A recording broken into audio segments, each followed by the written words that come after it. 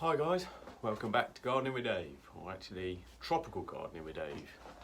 The thermometer there says it's 42, 43 degrees, which is pretty hot to be fair. So I'll give you a quick update of how we're getting on. Everything's bigger, and that's about it for today's episode. Only kidding. No, but everything is getting bigger, and we're already picking stuff, like the raspberries. No, only kidding, they're delicious. How are yours getting on? But to enable me to get out of here for a minute, why don't we have a look at the much awaited planting of leeks. And I think I've outdone the talking about myself in the third person thing as well, so here's a piece I recorded the other evening. Hi guys, welcome to the leek bed.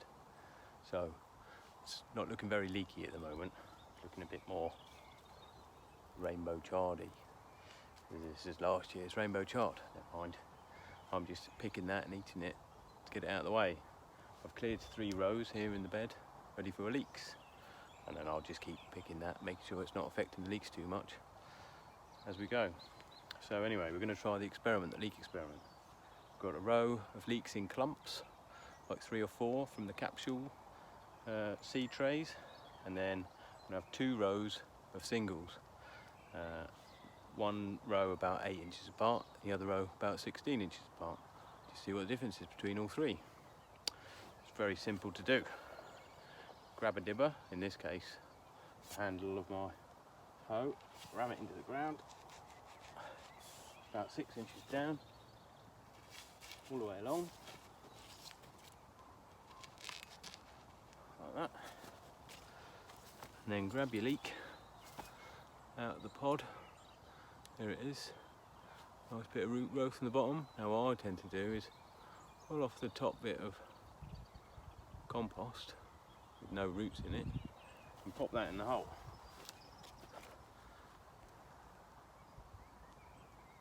These plants love compost. And then you can tease the roots out of this so you know it's going to fit in the hole, and then drop it in. Simple as that. You don't push the soil around it or do anything. All you do now is go along and carefully water each one. And the filling, when the water goes in, knocks just enough soil off the sides of the hole to cover the roots, but not too much to get inside the leek, so that when it grows you get gritty leeks. And it also gives the leek room to swell, and that way you get the longest amount of the white section and less of the green. So there we go, we're going to try. Obviously the ones in clumps aren't so deep, but I think they get more white because they're in a clump. But that's why we do tests, to find out whichever one works best. We'll do again next year. Cool.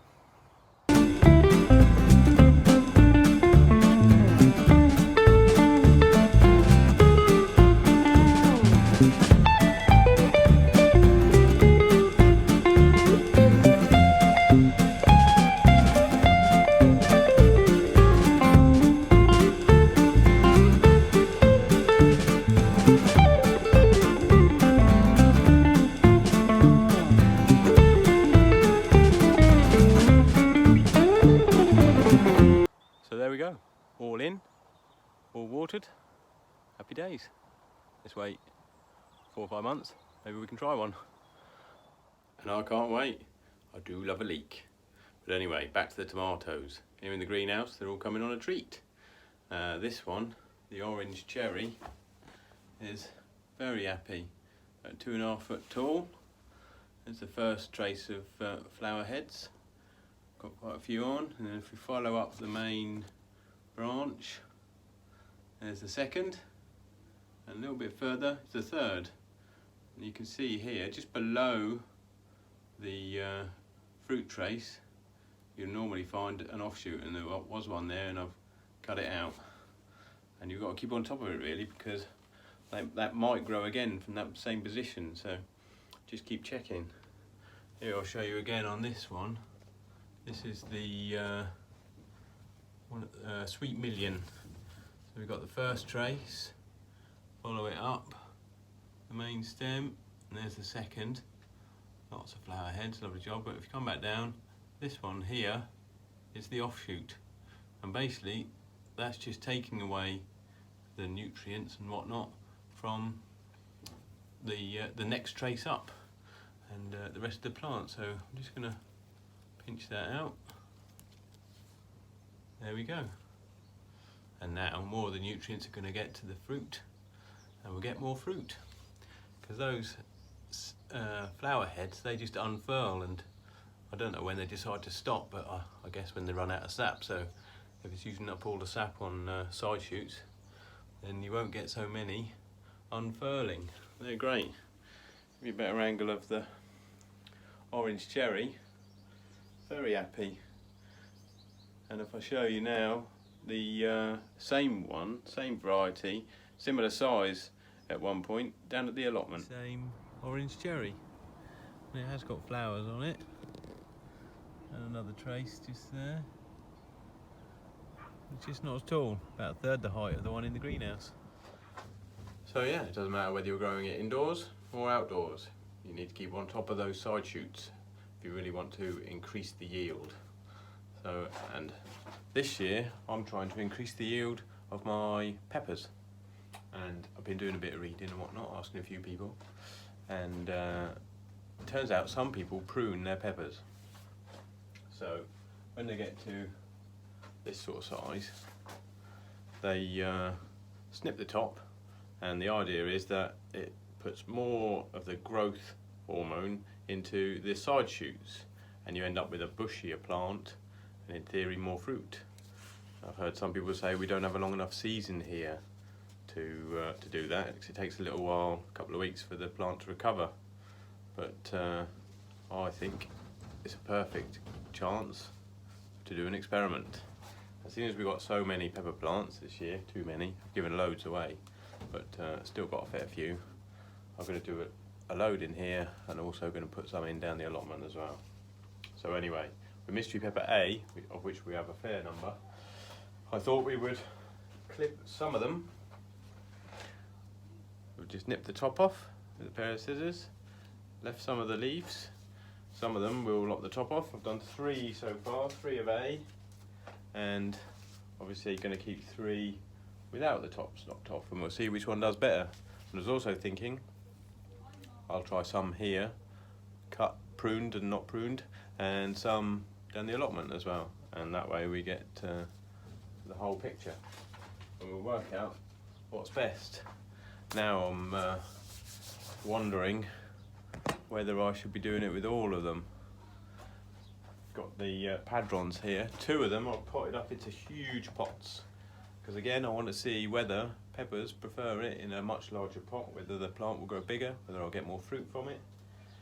And I've kept 3 of them in smaller pots. I've only got a certain number of big pots and a limited enough space as it is, especially with the aubergine. They're getting very big already, and 9 of those. Debating whether to do some of these down the allotment as well. We shall see. Depends how big everything gets, whether it's a necessity. But I'm not quite ready to make a decision on the padron pruning. Can't decide. The 2 banana peppers that I got from the chap at the allotment, they're getting pretty big. And the other day, this one suffered an accident. Something fell off of the shelf and pruned the top of it for me. So 1 not pruned and 1 pruned. We'll find out what happens with that. Again, jalapenos, fair amount of jalapenos, and even more out there that could go to the allotment, so maybe I'll prune some of those too.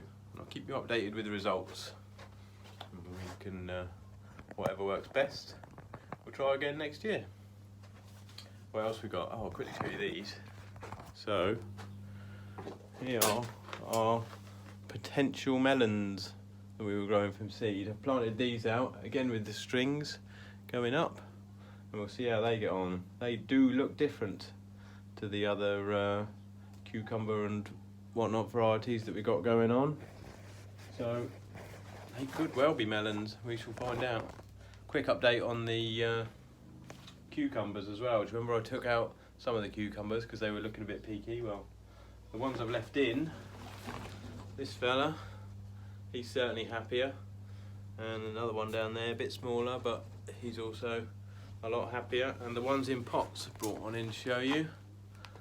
He's happy too, not so tall, because I kept him outside, hardening off, ready to go to the allotment. So, but he is definitely happier, and I think the trick was stop watering them so much.